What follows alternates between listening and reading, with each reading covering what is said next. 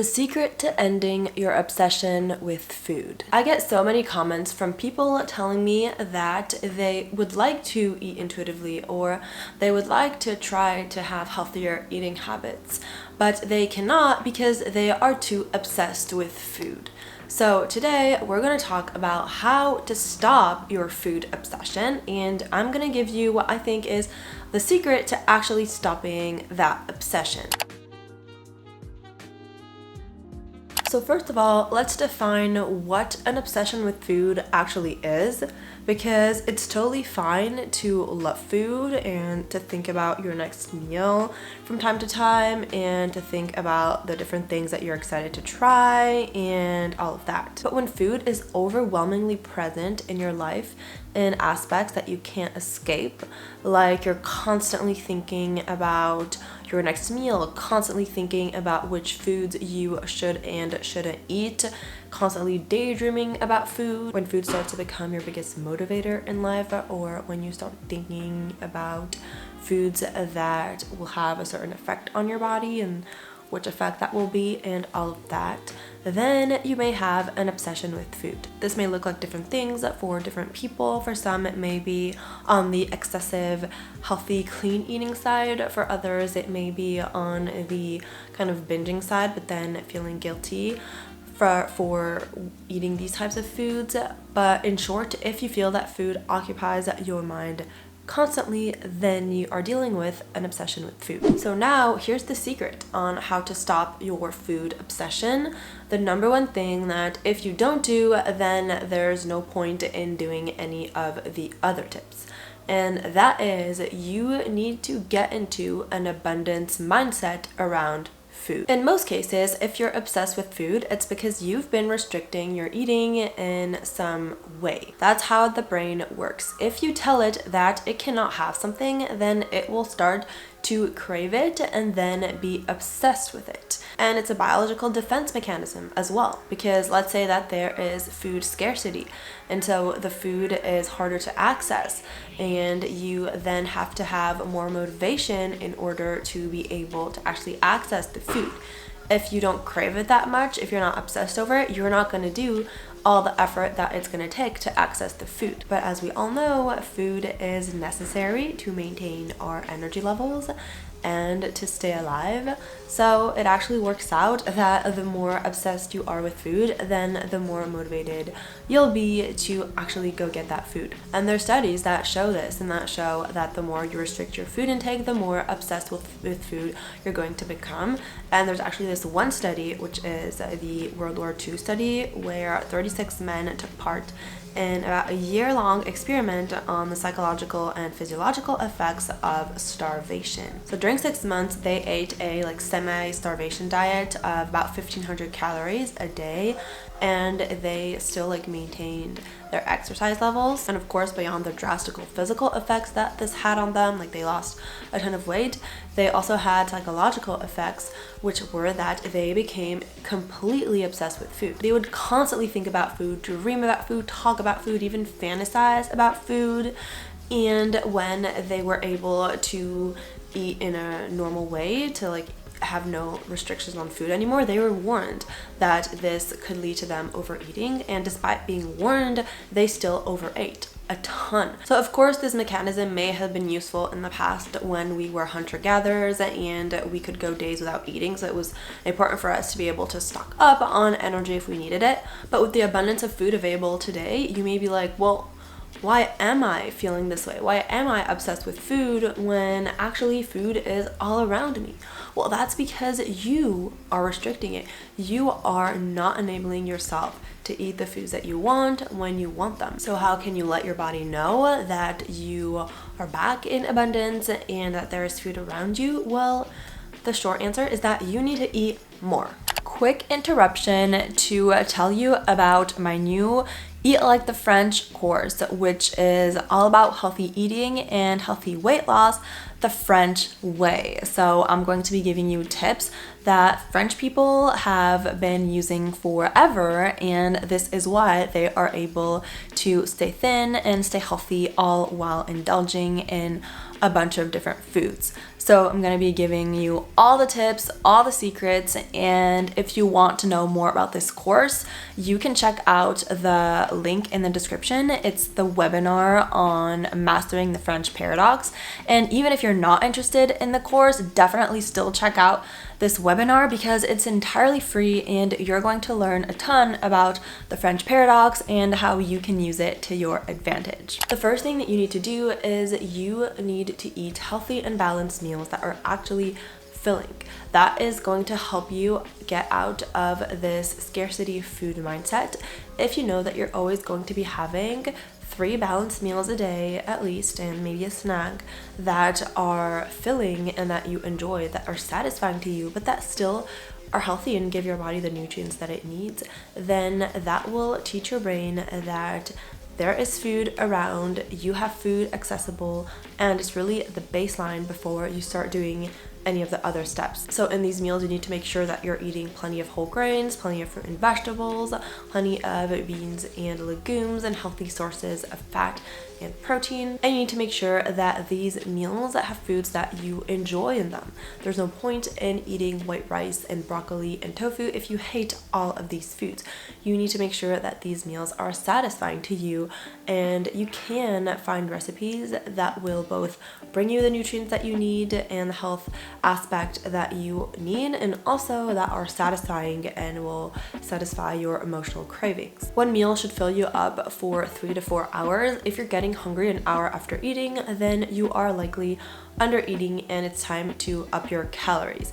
Now, I know that lots of people think that it's smart to save calories on foods that they don't like that much, so they're like, oh, I'm not gonna have rice or potatoes when I could be just having a salad and chicken and then having all my carbs in donut form. But that's not how it works. You need to make sure that you are fueling your body with plenty of whole carbs and whole foods, and that way you can start craving the refined carbs less. It's also very important that you actively work towards letting go of your food restrictions. You need to give yourself unconditional permission to eat, and even if you may feel like if you're doing this at first, then you're gonna eat only sweets and only chocolate for dinner.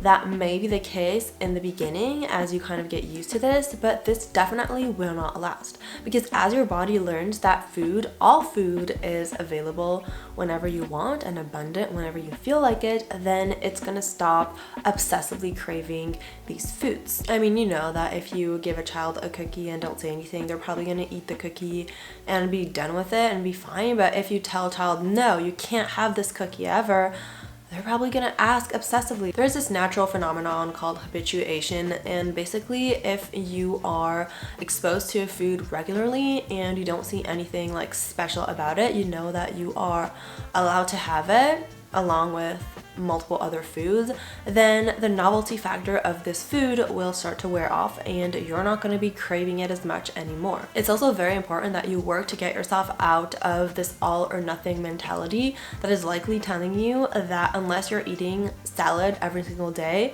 having one cookie is not okay, because if you're having one cookie, you failed, so you might as well eat like the entire bag of cookies and then have pizza and soda, and you know the drill. You need to allow yourself to eat the foods that you're craving without guilt, and if you do that, you will be satisfied much quicker from these foods and you will not binge on them later on. And so guess which positive cycle you're getting yourself into when you realize that you can eat the foods whenever you want, they're available to you, so you stop binging on them, so you're gonna stop being obsessed with these foods. It's very important that you work both on your physical restriction but also your mental restriction, because while for a lot of people it may be logical that they are restricting physically, telling themselves, no, I cannot have that food, and then not having that food, if you're telling yourself, I shouldn't be eating this food, it's bad for me, and then you're still eating the food, there was this mental restriction that will delay the satisfaction that you feel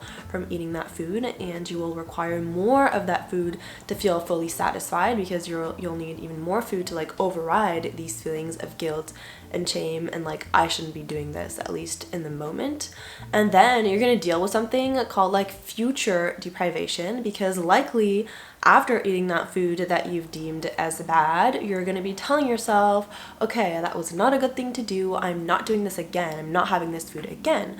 So now your body's getting ready to be deprived of this food in the future. And so you can see that this is not the way to build an abundance mindset when it comes to food, if you're always mentally telling yourself that this is bad. So it's very, very important that you let go of food guilt as much as possible, that you teach yourself that there are no good or bad foods, that all food like exists on a spectrum, and good foods are foods that will give you certain benefits in that moment, taking into account multiple different factors, not necessarily just because a food is healthy, and that there's room for all different types of foods in your diet, and having certain treats foods that are regarded as less healthy or at least less nutrient dense is also an important part of a balanced diet, because it will enable you not to obsess over these foods if you know that they are accessible to you, and then not binge on them and get into this negative cycle. It's also important that you focus more on the foods that you can add to your diet instead of the foods that you want to take away, because that is crucial to have this abundance mindset. If you're constantly thinking, well, I need to remove like chocolate, I need to remove ice cream and cookies and chips and pizza, you're just talking about things that you need to stop eating. That is creating scarcity, that is creating restriction, and that is not the way to go. But if you don't feel like your meals are really balanced, if you feel like you're eating a bunch of processed foods and sweets, just focus on foods that you can incorporate into your diet in order to make it a little bit more balanced.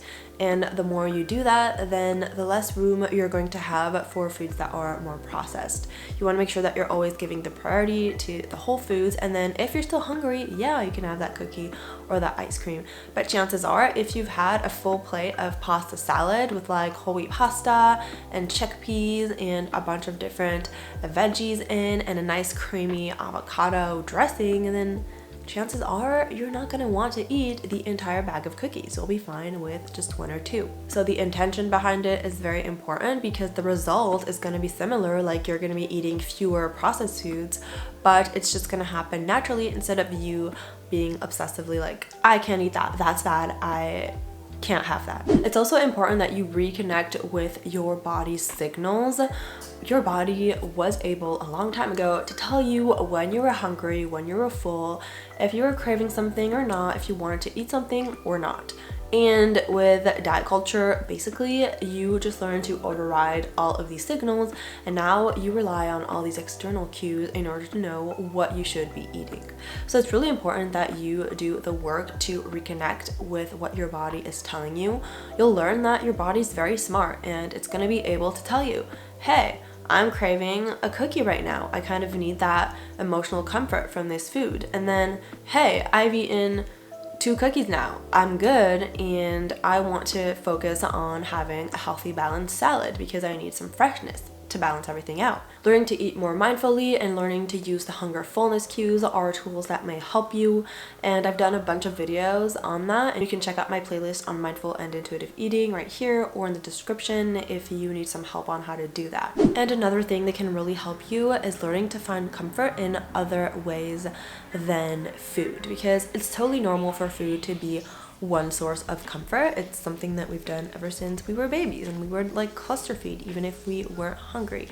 But it should not be your only way of coping with your emotions. I know that for a lot of people, you may be used to that, and every time you are stressed or happy or nervous or scared or whatever, you're gonna deal with that with food.